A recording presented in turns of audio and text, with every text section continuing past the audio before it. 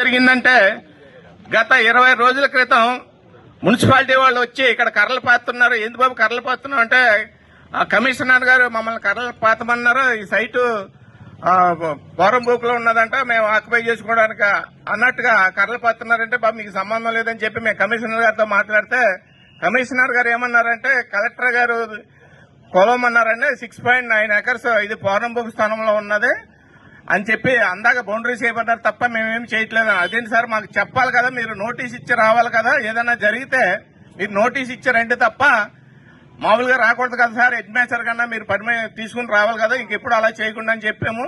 చెప్పిన తర్వాత అయిపోయాము. ఈ రోజున గత 6 నెలల నుంచి కూడా క్రైస్తవుల మీద అలాగే క్రైస్తవేతరుల మీద కూడా జరుగుతున్న దాడుల గురించి, అలాగే చర్చెస్ మీద జరుగుతున్నటువంటి దాడుల గురించి క్రైస్తవులందరూ ఒక తాటి మీదకి వచ్చి మనం ఒక నాయకత్వంలో ముందుకెళ్లి మనం రక్షించుకోవాలి, మన క్రైస్తవాన్ని రక్షించుకోవాలి, మన చర్చలు రక్షించుకోవాలని చెప్పి ఒక మీటింగ్ ఏర్పాటు చేయడం జరిగింది. ఆ మీటింగ్ పర్మిషన్ కోసం సీఏ గారి దగ్గరికి వెళ్తే సీఏ గారు నా చేతిలో లేదు, డీఎస్పీ గారి చేతిలో ఉన్నది కాబట్టి మీరు డీఎస్పీ గారి దగ్గరికి వెళ్ళమన్నారు. డీఎస్పీ గారి దగ్గరికి మేమందరం వెళ్ళినప్పుడు ఏమన్నారంటే మాకు మున్సిపల్ కమిషనర్ గారు లెటర్ పంపించారు, ఆ సైటు మున్సిపాలిటీదంట, మీకు సంబంధం లేదంటే దయచేసి మీరు ఆర్డీఓ గారిని కలవండి, నా చేతిలో లేదు పర్మిషన్ ఇవ్వడం అని చెప్పి జరగడం జరిగింది.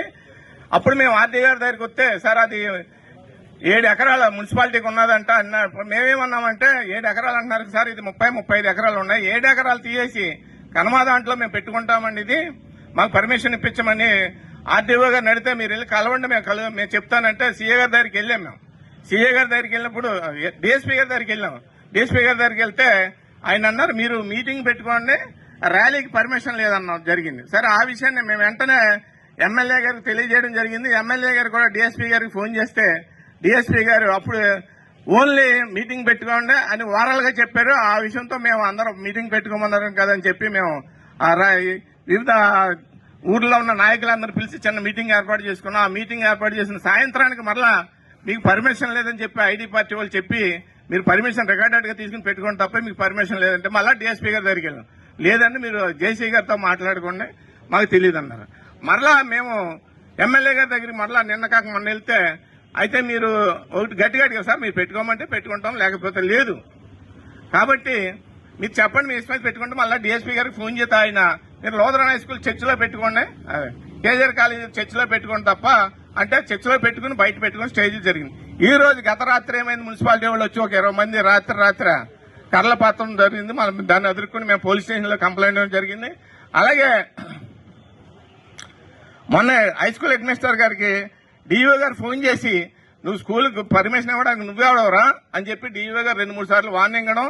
ఆ తర్వాత వెంటనే రఘురామకృష్ణరాజు గారు ఉండి ఎమ్మెల్యే గారు నీకు సంబంధం ఏంట్రా, నువ్వు స్కూల్ గ్రౌండ్ ఇవ్వడానికి నీదా, ఇది 7 ఎకరాలు కాదు మొత్తం కబ్జా చేసేస్తా, మీరు చేతనం చేసుకోండి అని చెప్పి హెడ్ మాస్టర్ కూడా వార్నింగ్ ఇవ్వడం జరిగింది.